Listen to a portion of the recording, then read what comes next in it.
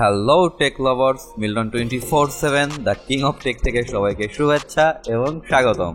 5G network সমর্থন করবে এমন ভাঁজ করা ডিসপ্লে যুক্ত আইপ্যাড বাজারে আনতে কাজ করছে অ্যাপল। আগামী বছর নাগাদ এই ডিভাইস বাজারে দেখা যেতে পারে। লন্ডন ভিত্তিক IAHS মার্কেটের বিশ্লেষক জেফ লিন এ তথ্য জানান। তিনি দাবি করেন অ্যাপল অত্যন্ত গোপনে ভাঁজ করা ডিসপ্লে যুক্ত আইপ্যাড তৈরি করছে। শুক্রবার 9 to 5 ম্যাকের এক প্রতিবেদনে এ তথ্য জানানো হয়। প্রতিবেদনে বলা হয় ম্যাকবুকের সমান আকারের স্ক্রিন থাকতে পারে নতুন আইপ্যাড। এটি ভাঁজ করা অবস্থায় আইপ্যাড মিনির আকার হবে, আর বড় করা হলে এর আকার হবে 12.9 ইঞ্চি মাপের আইপ্যাড প্রো সমান। এতে দ্রুত গতিতে ইন্টারনেট ব্রাউজিং এর জন্য 5G সেলুলার রেডিও সমর্থন করবে। বর্তমানে অ্যাপলের কোনো ডিভাইসে 5G নেটওয়ার্ক সুবিধা নেই। চলতি বছরে 3 মডেলের নতুন আইফোন উন্মুক্ত করতে পারে অ্যাপলের হার্ডওয়্যারে 5G সুবিধা আসার আগে অনেক বড় বড় টেলিকম প্রতিষ্ঠান বিশ্বের অনেক শহরে 5G নেটওয়ার্ক পরীক্ষার প্রস্তুতি নিচ্ছে। প্রযুক্তি বিষয়ক সর্বশেষ